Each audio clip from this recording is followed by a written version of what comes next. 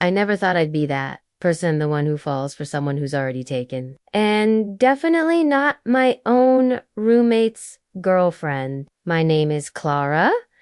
2 years ago, I packed up my life and moved to New York City to chase my dream of becoming an artist. I found a tiny apartment and a roommate in Lena, my best friend from college. She was smart, incredibly messy, and had this wild, chaotic energy that could make even the dullest day feel like an adventure. We were inseparable, sharing everything from our deepest fears to the last slice of pizza, until she brought Ava into our lives. Ava was Lena's new girlfriend. The first time I saw her, she was standing in our kitchen, swimming in one of Lena's oversized hoodies, making coffee like she'd lived there for years. She turned, and this warm, genuine smile spread across her face.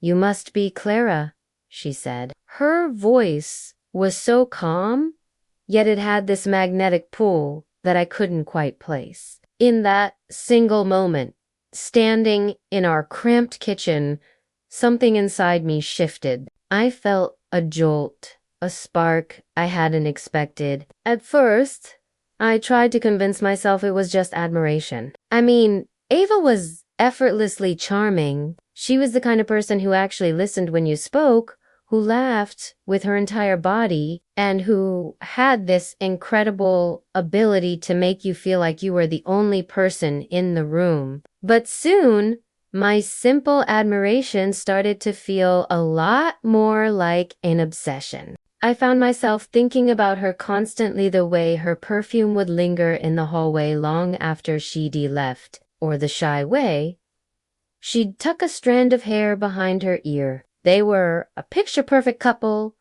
and they'd often invite me to join them for dinner or movie nights. I'd sit on the couch, pretending to be absorbed in the film, but my eyes would always wander. I'd watch Ava's smile light up the room, or the gentle way her fingers intertwined with Lena's. Each one of their tender moments felt like a tiny, beautiful dagger twisting in my heart. It was a constant reminder of something exquisite and painfully out of my reach. I was living inside their love story, but I was just a background character. Then one night, everything changed. Lena had to work a late shift, and Ava came over to our apartment alone to pick up something she'd left behind. I was in the living room, completely lost in my own world, surrounded by canvases and the smell of oil paint. She quietly walked in and stopped to look at the piece I was working on. "This is beautiful," she whispered, her voice barely audible. She traced the air just above the canvas, her fingers following the lines I'd painted. Her closeness was electrifying. I could feel my pulse quicken, my breath catch in my throat. "Thanks," I managed to mutter, my voice trembling slightly. "You have so much emotion in your work," she continued, her eyes fixed on the painting. "It's raw. It feels like you trying to say something that you can put into words." I finally looked up at her, then really looked at her, and she was looking back at me with the same intensity, the same unspoken understanding. For a split second, the world went silent. All I could hear was the frantic pounding of my own heartbeat. "Maybe I am," I replied softly. The air between us grew thick with unspoken feelings. She took a step closer, and for a heart-stopping moment, I was sure she was going to kiss me. I wanted her to, but then she blinked as if waking from a dream and took a step back. "I should go," she said, her voice strained.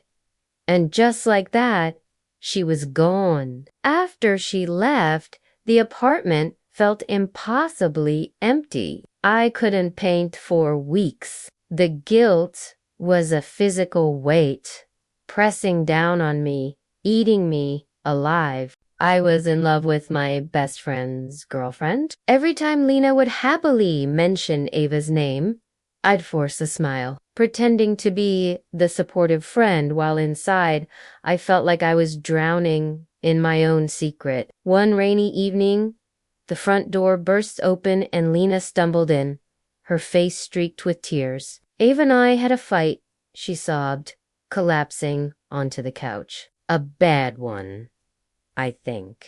I think we're done. In that moment, I was torn apart by a storm of conflicting emotions. Was it relief? Or was it a profound, gut-wrenching shame? I held her as she cried, whispering empty words of comfort, all the while feeling like the worst person in the world. A few days later, my phone buzzed with a text from an unknown number. It was Ava. The message was simple. Asterisk, can we talk? Asterisk, we met at a quiet cafe on the other side of town. She looked exhausted, but even with dark circles under her eyes, she was still radiant in that same heartbreaking way. I didn't plan for any of this, she said, her voice low and shaky. But I can't stop thinking about you, Clara. I felt my world stop spinning. Hearing her say those words out loud felt completely unreal, like every forbidden dream I'd ever had was suddenly coming true. I feel the same, I confessed, my voice barely a whisper. We spent hours just talking, letting all the truths we'd been hiding finally spill out. Our hands would brush against each other on the table, and with every shared secret, our hearts beat a little faster. As the afternoon light faded, I leaned in, thinking this was it. This was our moment. But she gently stopped me. I can't, she said, her own voice trembling with unshed tears. Not yet. A week later, she moved out of town. No grand goodbye, just a text to Lena. She left us both heartbroken, but for two completely different reasons. It's been months since that day. Lena has moved on. She's found someone new, someone who makes her laugh again. And me, I still live in the same apartment, surrounded by my art. But now, every canvas I paint, every color I mix, somehow ends up becoming Ava's face.